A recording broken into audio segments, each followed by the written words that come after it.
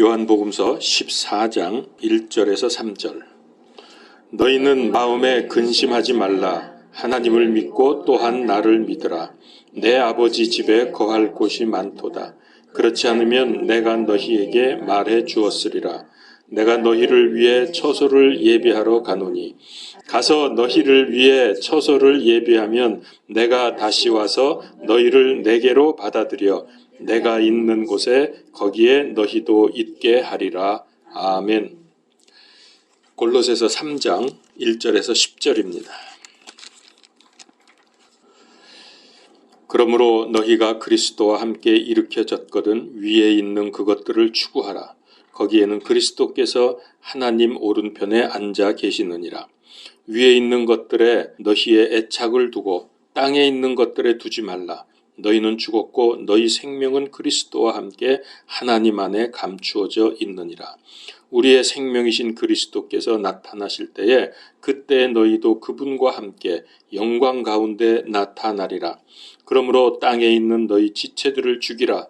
그것들은 음행과 부정함과 무절제한 애정과 악한 욕정과 탐욕이니 탐욕은 우상 숭배니라. 이것들로 인하여 하나님의 진노가 불순종의 자녀들에게 임하느니라. 너희도 그것들 가운데서 살 때에는 한때 그것들 가운데서 걸었으나 이제는 너희도 이 모든 것을 내버리라. 곧 분노와 진노와 악의와 신성모독과 너희 입에서 나오는 더러운 대화라. 서로 거짓말하지 말라. 너희는 옛사람과 그의 행위를 벗어버리고 새 사람을 입었는데 이 새 사람은 그를 창조하신 분의 형상을 따라 지식에서 새로워진 자니라. 아멘. 지난 주일 장막절의 세 가지 명칭을 통해서 그 의미를 알아보았습니다. 자, 기억을 한번 해봅시다. 첫 번째는 초막절이죠. 초막절은 광야의 어려움과 위험으로부터 보호해 주신 하나님을 기억하면서 감사하라는 뜻의 명칭입니다. 두 번째, 수장절, 풍성한 수확을 허락해 주신 하나님의 은혜와 사랑을 기뻐하며 즐거워하는 명칭입니다. 마지막 세 번째는 장막절. 장막처럼 이 세상은 임시적인 거처다. 임시적인 세상이다. 오히려 이것이 아니라 영원한 하나님의 왕국에 관심을 두고 살아라. 이런 의미의 명칭이었습니다. 그래서 이 세 가지를 아는 것이 이 명절의 의미를 깨닫는 아주 기본이 되고 중요한 내용이었습니다. 자, 오늘은 이 몇 가지 의미 중에서 제가 생각할 때 아주 중요하고 그런데 실제로는 잘 알면서도 실제 삶에서는 적용되지 않는 그게 저는 세 번째 장막절이라고 생각을 합니다. 이 장막절 뜻 중에서 믿음 생활의 핵심 요소에 대해서 말씀을 드리겠습니다. 광야에서는 한 곳에 머무르지 않고 이동을 하면서 살았기 때문에 여러분 지금 우리가 사는 식으로 뭐 벽돌과 콘크리트, 시멘트 이런 것 가지고 짓고 살 수 없잖아요. 또 얼마 안 있으면 전부 걷어가지고 떠나야 하기 때문에 그래서 쉽게 세우고 쉽게 철거하고 이동하기 쉬운 장막에서 살았습니다. 자, 그런데 가나안에 정착한 후에도 장막절을 지키도록 하신 이유가 무엇입니까? 이 장막절의 명절의 의미를 잊지 말라는 것 아닙니까? 이거를 잘 말씀해 주시는 구절이 그 중에 하나가 오늘 본문 말씀 요한복음 14장 1절에서 3절입니다. 자, 뜻을 생각하면서 다시 한번 잘 들어보세요. 너희는 마음에 근심하지 말라. 하나님을 믿고 또한 나를 믿으라. 내 아버지 집에 거할 곳이 많도다. 그렇지 않으면 내가 너희에게 말해 주었으리라. 내가 너희를 위해 처소를 예비하러 가노니 가서 너희를 위해 처소를 예비하면 내가 다시 와서 너희를 내게로 받아들여 내가 있는 곳에 거기에 너희도 있게 하리라. 여러분 우리가 이 세상에 살면서 참 중요하게 여기는 게 집 아닙니까? 어떻게든지 내 집을 하나 마련해보고 싶어 하지요. 우리 아들이 와가지고서 얘기를 하는데 미국이 그렇게 또 집값이 많이 올랐답니다. 이제는 한국을 방불한대요. 그래서 뭐 한국 돈으로 옛날에는 참 밀리언이라 그러면 집은 뭐 성 같은 큰 집이었거든요. 밀리언 집. 근데 요즘에 웬만한 집은 다 밀리언이래. 값이 그렇게 뛰었다 그래요. 그러나 우리가 그것 때문에 실망할 필요 없습니다. 왜냐하면 이 세상은 임시예요. 여기서 우리 영원히 살 거 아닙니다. 오늘 여기도 말씀을 하셨지만은 내가 너희를 위해 처소를 예비하면 나 있는 곳에 너희도 거기에 있게 하리라. 거기가 어디입니까? 하나님 왕국 아닙니까? 자, 예수님께서 이제 내가 곧 떠난다 그러니까 아버지께로 간다 그러니까 제자들이 근심하지 않았습니까? 그럼 우리는 어떻게 해요? 우리는 저 로마 사람들, 저 교권자들에게 잡혀서 혼나고 죽을지도 모릅니다 하는 이런 걱정을 했더니 이때 하신 말씀입니다. 근심할 거 없다. 내가 떠나는 이유는 너희를 위해서 처소를 예비하러 가는 거다. 그런데 거기서 처소가 예비가 되면 내가 와서 너희를 데려가서 거기서 너희와 영원히 함께 있기 위함이다. 우리가 이 말씀을 잘 이해를 해야 됩니다. 지금 여기 거하는 곳은 잠깐이고 3절에 보니까 처소라는 말이 나오는데 내가 너희를 위해 예비하는 거기가 영원한 처소다라는 뜻입니다. 제가 지난주 말씀드릴 때 여기가 그 뜻의 의미, 즉 임시처소, 이걸 히브리어로 수콧이라고 말씀드렸죠. 이게 우리말로 직역하면은 우리간, 가축들이 있는 외양간이라는 뜻입니다. 수콧. 근데 이게 장막절을 의미하거든요. 그러니까 이 세상에서 우리가 장막을 짓고 사는 것, 이거는 임시라는 거예요. 임시 우리간이야. 그런 거에 불과해요. 우리가 영원히 살 곳은 아버지의 집, 천국, 하나님의 왕국이란다. 이게 예수님이 하신 말씀이에요. 자, 현재 우리는 예수님과 무슨 상태에 있냐 하면 정혼 상태에 있습니다. 정혼은 결혼과 거의 비슷합니다. 그냥 함께 살고 있지 않을 뿐이지 결혼이나 마찬가지거든요. 이제 주님께서 재림하셔서 우리를 데려가시면 어린 양의 혼인식에 참여하게 될 텐데 그때가 되면 우리는 예수님과 결혼 상태에 들어갑니다. 그리고 예수님과 영원히 부부로 살게 됩니다. 근데 그 정도가 아닙니다. 이때 아버지 하나님으로부터 상속 유업을 받게 됩니다. 왜냐하면 하나님의 아들이 예수님이고 우리는 그분의 부인, 즉 부부관계에 있기 때문에 하나님 아버지의 상속을 우리가 다 누리게 된다는 말씀입니다. 그래서 상속 유업에 관한 말씀이 성경에 꽤 많이 나오는데요. 한 군데만 보지요. 에베소서 1장 14절 이 영께서 값주고 사신 그 소유물이 구속을 받을 때까지 우리의 상속 유업의 보증이 되사 그분의 영광을 찬양하게 하시느니라. 그렇습니다. 이 말씀 그대로입니다. 하나만 더 보겠습니다. 베드로전서 1장 4절 썩지 않고 더럽지 않으며 사라지지 아니하고 너희를 위해 하늘에 마련된 상속 유업을 받게 하셨나니 상속 유업 받을 생각하면 너무 신나지 않습니까? 근데 어쨌든 우리에게 그런 소망이 있을 때에 우리가 하나님의 상속 유산을 받는다고 하는 거 여러분 이거 어마어마한 일입니다. 왜냐하면 하나님은 이 온 우주의 주인이시잖아요. 이게 다 하나님의 소유잖아요. 그걸 우리에게 유산으로 나누어 준다. 이거 보통 일이 아닙니다. 여러분 이 기쁨을 가지고 사시기 바랍니다. 그때 소망을 가지고 생각하면서 사세요. 자, 그런데 이 상속 유업은 구원받은 모든 사람들에게 다 주시는 게 아닙니다. 죄송합니다. 내가 죄송할 건 없지. 자, 에베소서 5장 5절에 보면은 너희가 이것을 알거니와 음행을 일삼는 자나 부정한 자나 탐욕을 부리는 자 곧 우상 숭배자는 결코 그리스도와 하나님의 왕국에서 아무 상속 유업도 받지 못하느니라. 이 사람들은 어디 사는 사람들입니까? 구원은 받았어요. 새 예루살렘 성 밖에 사는 사람들, 우리가 이 사람들을 하나님의 백성들 그러죠. 그러면은 성 안에 사는 사람들은 뭐라고 부릅니까? 하나님의 자녀들 혹은 그리스도의 신부, 그리스도의 아내, 이렇게 되는 겁니다. 이 사람들이 성 안에서 자녀가 상속을 받지 백성이 상속받는 게 아니잖아요. 성 밖에 사는 사람들은 자녀가 아니고 그냥 하나님의 백성들이기 때문에 상속이 없어요. 성 안에서 살아야 하나님의 자녀여야 상속을 받는, 여기 분명히 말씀하셨잖아요. 그러면 누가 상속을 받는다고요? 성 안의 사람들, 하나님의 자녀들. 한번 확인해 보겠습니다. 이것도 다 성경에 있어요. 확인해 봅시다.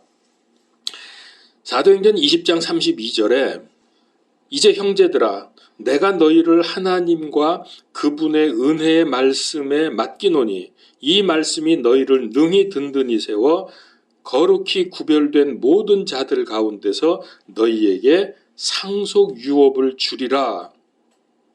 자, 그러니까 어떤 사람은 주고 어떤 사람은 안 주는 거예요. 여기 보니까 분명히 그랬죠. 거룩히 구별된 모든 자들을 다 주는 게 아니라니까. 구원받으면 다 구별된 자들 아닙니까? 그런데 그 모든 자들 가운데서 너희에게 상속 유업을 주리라 그랬어요. 확인을 해야 되겠어요. 아무래도 정말 성경대로 그렇게 내가 읽었는지 아닌지. 자, 이번에는 사도행전 26장 18절 찾아보세요. 이게 뭐 한두 군데 있어야지 이런 말씀이. 자, 제가 제대로 읽는지 틀리게 읽는지 잘 보세요. 그들의 눈을 열어주어 그들을 어두움에서 빛으로 사탄의 권세에서 하나님께로 돌아오게 하려 하며 또 그들이 죄들의 용서를 받고 내 안에 있는 믿음으로 거룩히 구별된 자들 가운데서, 자 보세요. 거룩히 구별된 자들 그 가운데서, 그 중에서 상속 유업을 받게 하려 함이라 하더이다. 쉽게 말하면 이렇습니다. 예수님 옆에서 십자가에 달려서 구원받은 사람 하나 있죠. 전직이 뭐였죠? 그 사람이? 강도. 그 사람은 구원은 받았지만 상속 유업이 있을까요? 없을까요? 없죠. 상급은 있을까요? 없을까요? 없죠. 면류관은 있을까요? 없을까요? 없어요. 왜? 구원 받자마자 죽었잖아. 십자가에서. 여러분 이거 똑같이 생각하면 안 된단 말이에요. 근데 이런 얘기를 하면은 천국에 무슨 차별이 있냐? 그게 천국이냐? 이러면서 따져요. 그렇게 해서 사세요 그러면. 성경에 이렇게 분명히 여러 군데서 말씀하고 계시는데, 자, 구원은 받았지만 믿고 구원받은 후에 올바른 믿음 생활, 하나님의 뜻, 하나님의 계획을 이루기 위해서 복음 때문에 수고한 사람들, 하나님께서 주신 사명에 충실한 사람들, 이런 사람들의 그 수고와 행위에 따라서 상급이 주어집니다. 계시록 22장 12절 잘 아시죠? 보라 내가 속히 오리니 내가 줄 보상이 내게 있어 각 사람에게 그의 행위에 따라 주리라. 그의 행위에 따라 주리라. 그의 행위에 따라 주리라. 자, 그러니까 여기서 이제 분명히 구분이 되죠. 상속 유업은 여기 상급에 포함되지 않는 것으로 저는 이해가 됩니다. 성경에서. 왜냐하면은 상속 유업은 하나님의 자녀에게 주시는 유산이고요. 보상 혹은 상급은 그의 신앙 행위에 따라서 주는 것이기 때문에 그렇습니다. 그러니까 예수님과 부부로 살게 되면은 상속 유업은 당연히 받는 거예요. 그런데 그것으로 그치는 게 아니라 거기에서 이제 행위에 따라서 또 주신다고 했죠, 상급을. 그게 이제 고린도전서 3장 11절에서 15절에 보면은 나옵니다. 자, 찾아봅시다. 아무도 이미 놓은 기초 외에 능히 다른 기초를 놓을 수 없나니 이 기초는 곧 예수 그리스도시니라. 그런데 만일 어떤 사람이 이 기초 위에 금이나 은이나 보석이나 나무나 건초나 집으로 세우면 각 사람의 일이 드러나리라. 그 날이 그것을 밝히 드러내리니 이는 그것이 불에 의해 드러나고 그 불이 각 사람의 일이 어떤 종류인지 그것을 시험할 것이기 때문이라. 어떤 사람이 그 기초 위에 세운 일이 남아있으면 그는 보상을 받고 어떤 사람의 일이 불타면 그는 보상의 손실을 당하리라. 그러나 그 자신은 구원을 받되 불에 의해 받는 것 같으리라. 뭐 여기 너무나 다 자세하게 설명이 되어 있잖아요. 그러니까 구원은 받되 불에 의해서 받는 것 같은 사람, 겨우 불 속에서 새까맣게 끄슬려 가지고 구원받은 사람들, 아까 그 구원받은 강도 같은 사람들, 그 사람들이 구원은 받지만 이렇게 받는 거예요. 모든 것이 다 불에 타버려요. 그러나 심판의 불이 지나가도 타지 않은 우리의 공력이 있단 말이에요. 그 여기서 금이나 은이나 보석이나 그랬죠. 그러면 그 사람은 상급 보상을 받는다고 했어요. 자, 이걸 보면은 여러분 왜 대충 지은 장막에서 지내라고 하셨는지 알 수가 있어요. 만약에 이 땅에서 장막에서 사는 게 아니라 황금집을 지어놨다든지 콘크리트, 시멘트로 든든하게 벽돌로 지은 집에서 살라고 하지 않은 이유. 왜 그렇게 말씀하셨어요? 영원하지 않기 때문에 여기는. 그래서 상급 혹은 상속 유업을 받으려면 이 세상에 애착을 두지 말아야 합니다. 세상에서 좋은 집, 좋은 차, 명품 옷, 명품 백 집착하지 마십시오. 왜냐하면 이곳은 잠시 살다가 이사갈 임시적인 곳이기 때문입니다. 오히려 영원한 천국을 바라보고 새 예루살렘 성의 진주문, 유리 같은 황금길, 보석집 이거를 사모하면서 사세요. 이 땅에서 명품 사모하지 말고 이것을 마음판에 새길 뿐만 아니라 자녀들에게도 전해주기 위해서 매년 장막절을 한 주간 동안 지키라는 거예요. 그래서 장막에서 사는 것입니다. 만약에 이렇게 해서 올바른 삶을 살지 못하면 상속 유업은 국물도 없습니다. 하나님이 그래도 좀 불쌍하니까 조금 줄게, 그런 법이 없어요. 하나님 얼마나 매정한지 아시죠? 여러분 나중에 후회해도 소용없을 때가 옵니다. 지금 믿음 생활, 영적 생활 잘해야 합니다. 이것이 성경적인 가치관이고 세계관입니다. 세속적인 가치관은 영원한 세상은 모르겠고 그냥 이 땅에서 잘 먹고 잘 살래, 잘 될래, 이게 세속적 가치관 아닙니까? 그래서 성경과 세속, 복음과 종교는 그 실상을 보면 정반대입니다. 그게 오늘 본문 말씀 골로새서 3장 1절에서 10절까지 말씀이에요. 그래서 성경은 믿음의 사람들을 가리켜서 뭐라고 표현하냐면 나그네 혹은 순례자라고 말합니다. 베드로전서 2장 11절에 보면 극진히 사랑하는 자들아 나그네와 순례자인 너희에게 내가 간청하노니 혼을 대적하여 싸우는 육체의 정욕들을 삼가라. 왜? 세상은 나그네요 순례자처럼 우리가 잠깐 지나가는 곳이기 때문입니다. 자, 우리 성경 한 구절 찾읍시다. 고린도 후서 5장 1절 2절. 자, 관심을 두고 잘 봐야 됩니다. 만일 땅에 있는 우리의 장막집이 해체되면, 여기 장막집은 우리의 이 몸, 육체를 말하는 겁니다. 이 장막집이 해체되면, 즉 육체적으로 죽으면 하나님의 건물, 곧 손으로 지은 집이 아니요 하늘들에 있는 영원한 집이 우리에게 있는 줄 우리가 아느니라. 하늘에 있는 영원한 집, 이거 집은 지금 몸이라 그랬잖아요. 이건 뭘까요? 부활의 몸, 영적인 몸, 천국에서 살 몸, 그 영원한 집이 우리에게 있는 줄 우리가 아느니라. 우리가 이 장막에서, 즉 이 육체에서 신음하며 하늘로부터 오는 우리의 집을 옷 입기를 간절히 원하노니. 하늘에서 오는 옷을 입는 게 부활의 몸, 영적인 몸, 즉 천국에서 영원히 늙지 않고 병들지 않고 아프지 않고 죽지 않는 그 영적인 몸, 이거를 간절히 원한다 그랬습니다. 그러니까 이런 걸 사모해야지 세상에서 일시적인 것, 썩어 없어질 것 열심히 구해봤자 얼마 안 가서 다 없어지고 맙니다. 지금은 좀 힘들어도 믿음으로 하나님과 천국을 바라보면서 인내하십시오. 우리의 소망이 이루어질 날이 멀지 않습니다. 성경을 보면 믿음의 훌륭한 사람들은 다 나그네의 삶을 살았어요.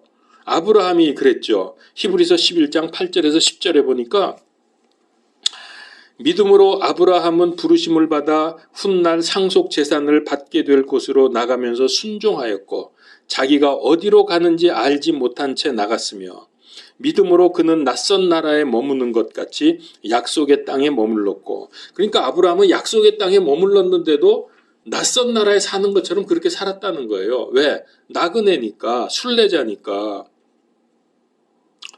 자기와 함께 동일한 약속의 상속자 된 이삭과 야곱과 함께 장막들에 거하였으니, 그렇죠. 제대로 집 짓고 산 게 아니라 장막들에 거했습니다. 그것의 건축자와 만드신 분은 하나님이시니라. 참 멋지지 않습니까? 이렇게 삶을 살았기 때문에 아브라함은 우리 믿음의 조상의 자격이 충분히 있다는 거죠. 근데 반면에 또 누구하고 같이 갔죠? 아브라함이? 누굴 데리고 갔죠? 롯, 조카죠. 조카 롯을 데리고 갔는데 롯은 반대였습니다. 장막에서의 삶보다는 안정되고 세상의 쾌락을 추구하면서 살기를 원했습니다. 그래서 롯은 죄악의 도시를 택했죠. 소돔으로 가서 살지 않았습니까? 근데 소돔이 어떤 곳이에요? 지금하고 비슷하죠. 거기는 동성애자들의 메카였습니다. 그래서 거기가 이제 죄 때문에 멸망을 당하게 됐는데 하늘에서 불비가 떨어져서 다 태워버릴 텐데, 그것을 알게 된 아브라함이 하나님께 기도하지 않습니까? 그것도 한두 번에 끈질기게 기도를 합니다. 그래서 결국 건짐을 받죠. 뭐 의인이 50명만 있어도 다 불태우겠습니까? 안 되니까 45명, 40명, 30명, 20명, 마지막에 10명까지. 정말 죽기 살기로 자기 조카 롯을 생각하면서 어떻게든지 롯을 살려보려고 이렇게 끈질기게 기도를 했더니 10명도 없어, 거기는 의인이. 그래서 결국 롯만, 그 가족만 구원받고 나머지는 다 불타 죽게 되었습니다. 가족 중에도 부인이 구원받았어요? 못 받았죠. 돌아보다가, 즉 돌아보는 건 뭐죠? 그 세상, 소돔성이 떠나기가 싫은 거예요. 거기가 좋은 거예요. 그래서 머뭇머뭇하면서 뒤를 보다가 소금 기둥이 되었죠. 또 그 사위 둘이 있었잖아요. 사위는 나가자고, 여기 지금 다 멸망한다고 그랬더니 농담으로 여겼다 해서 농담으로. 아니, 하나님의 말씀을 농담, 그러다가 다 불타 죽었잖아요. 이 말씀을 믿는다고 하는 게 여러분 영혼을 결정하는 겁니다. 너무나 중요합니다. 그래서 우리는 성경적인 올바른 가치관을 세워야 합니다. 더구나 우리가 현 세상에서 이렇게 엉성한 장막에서 살고 있다고 해도 문제될 것이 전혀 없습니다. 광야 40년 동안, 여러분 광야 40년간의 장막에서 살 때 우여곡절이 많았지만은 하나님께서 드디어 그들을 약속의 땅, 젖과 꿀이 흐르는 땅으로 인도하신 것처럼 지금은 우리가 육적으로 힘들고 바쁘고 또 핍박을 받고 멸시를 받아도 하나님께서 항상 우리와 함께 계신다. 결국은 마지막에는 목적지에 하나님께서 우리를 도달하게 하신다는 사실을 여러분 믿으시기 바랍니다. 그러면 실제로 그렇게 됩니다. 이것이 장막절의 중요한 이유입니다. 그 중에 하나죠. 그래서 여러분들은 이 소망을 놓치지 말고, 혹시 여러분 살다가 힘들죠? 그리고 어느 때는 좀 고통스럽죠? 이 소망을 생각하세요. 그래, 장차 나는 천국에 상속 유업도 있고 상급도 있고 내 남편은 그리스도야. 거기는 여기처럼 아프고 병들고 힘들고 왕따 당하고 그런 것도 없어. 이 생각을 하면서 견딜 수가 있을 것입니다.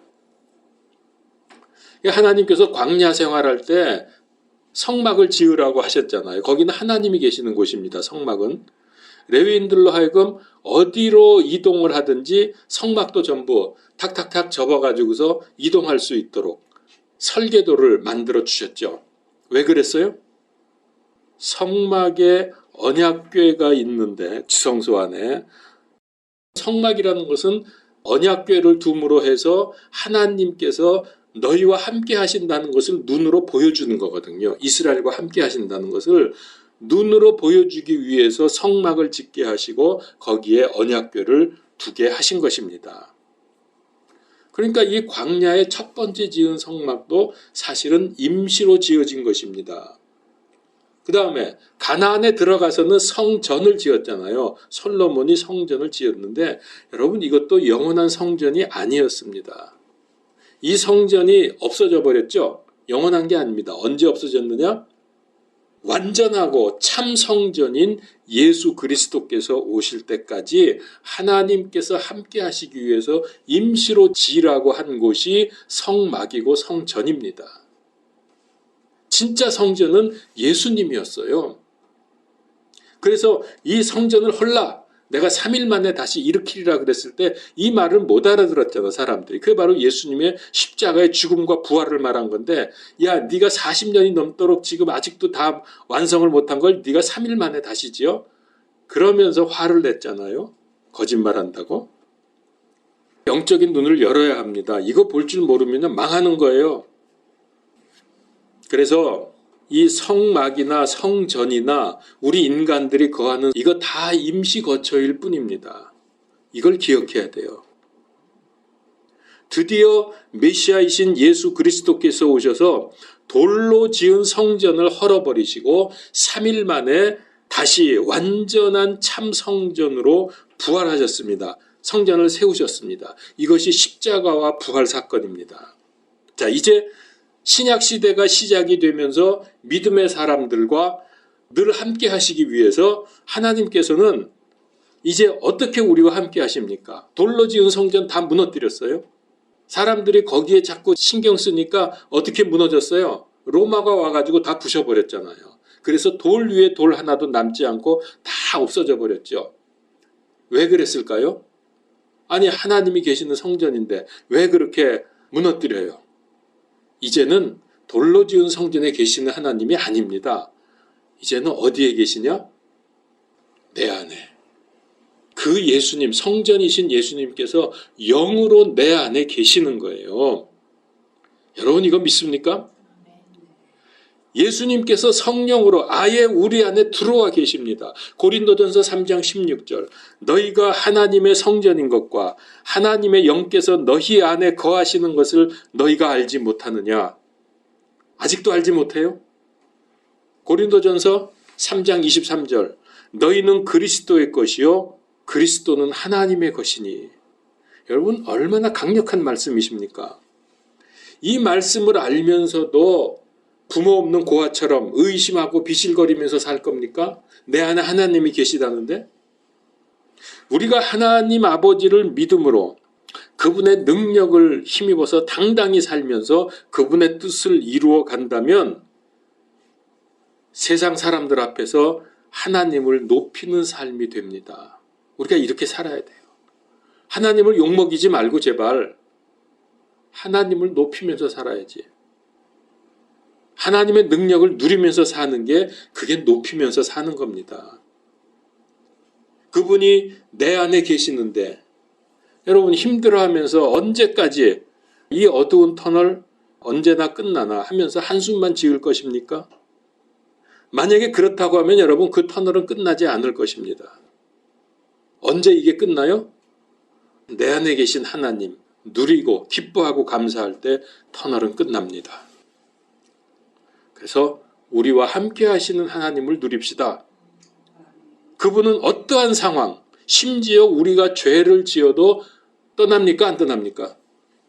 하나님은 내가 죄를 짓고 있어도 안 떠나요. 한번 들어오시면요. 그분도 오기가 있지. 아이 이놈 이거 더러워서 못 살겠네 여기. 떠나시는 분이 아니에요. 죄를 지어도 절대 떠나지 않습니다. 그럴수록 오히려 우리가 죄 짓고 멸망의 구렁텅이로 떨어질수록 그분은 우리를 위해서 탄식하시며 중보하십니다. 얼마나 감사합니까? 자, 로마서 8장 26절 27절 찾으세요. 나 이런 하나님 너무 좋아요. 감사하고.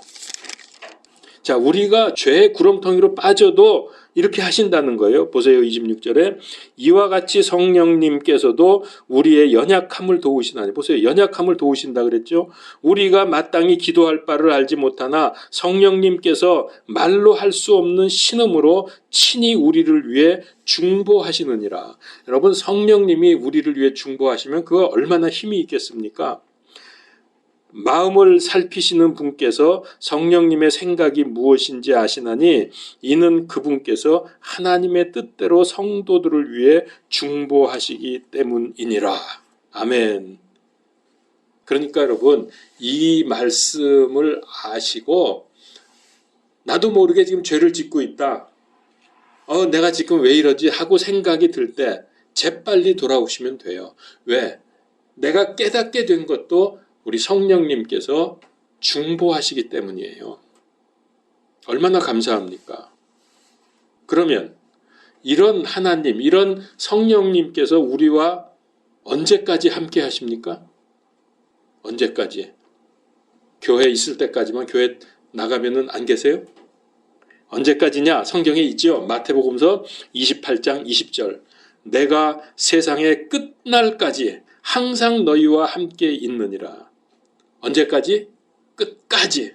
항상 너희와, 항상, 이 항상이 중요합니다. 항상 함께 있네. 그러니까 들락달락 하는 게 아니에요. 우리 그렇게 생각하잖아요. 내가 좀 잘하고 믿음 생활 좀 잘하고 기도 많이 하고 영적 생활하면 하나님이 내 안에 계시다가 내가 좀 잘못하고 게으르고 죄 짓고 이러면 하나님이 쑥 떠났다가 또 잘하면 쑥 들어왔다가 이런 변덕스러운 하나님이 아니에요.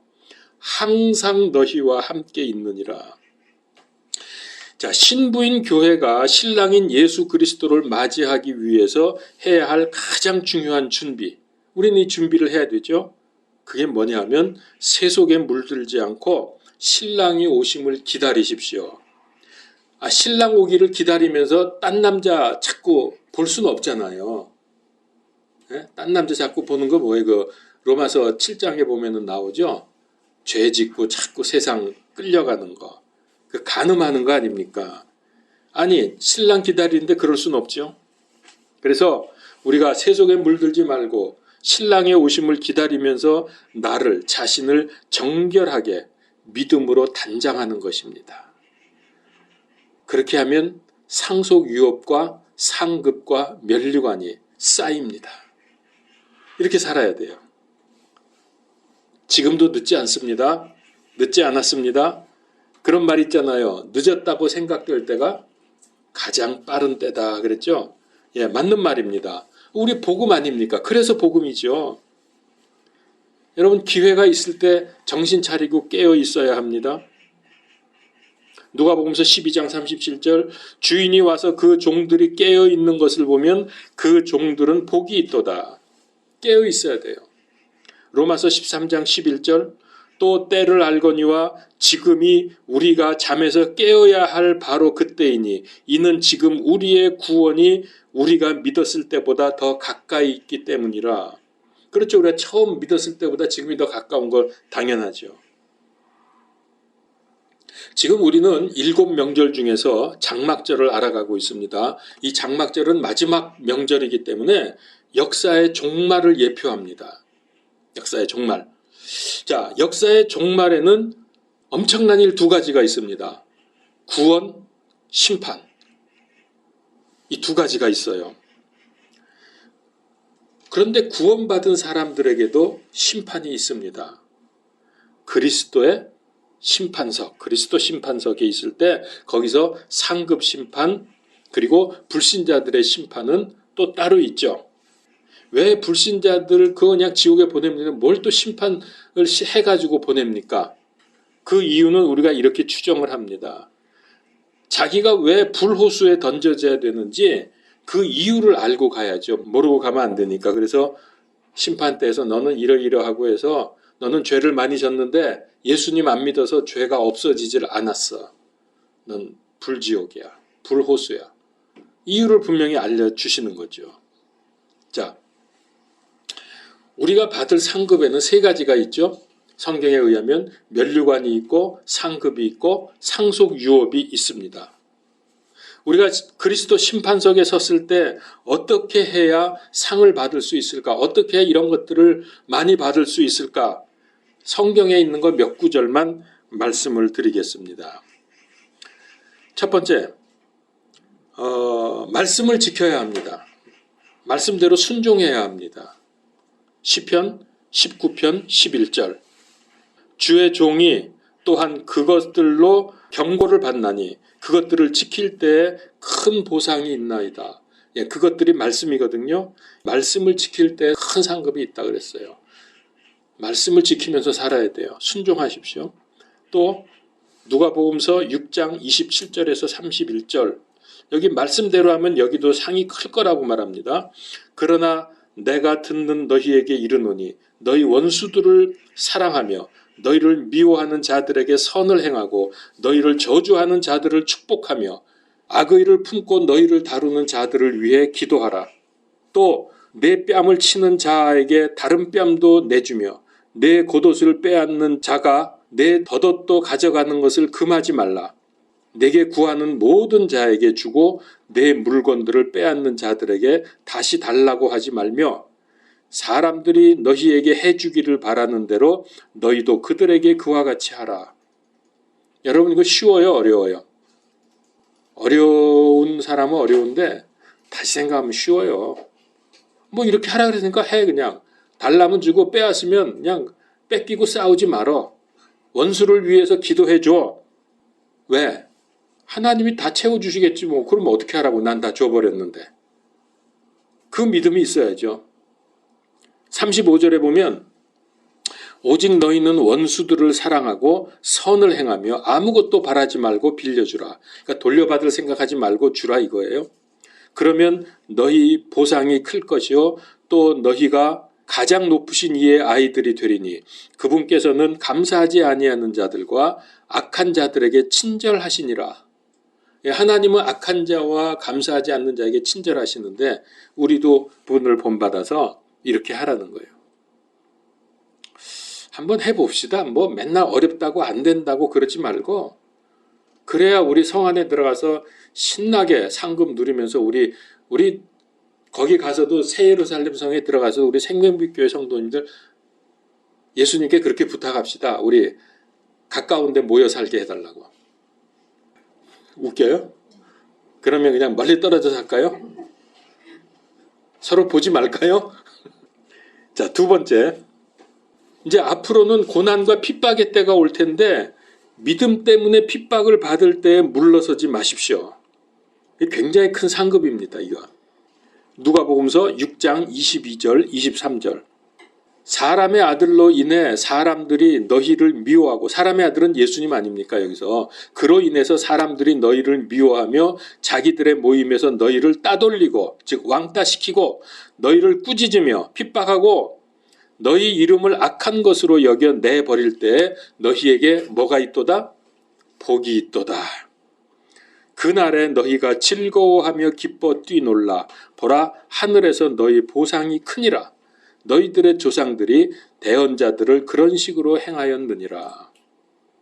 그러니까 핍박과 고난이 있을 때 이게 뭐 가족들로부터도 있을 수 있고 다른 사람들로부터 있을 수 있는데 그때 물러서지 마십시오.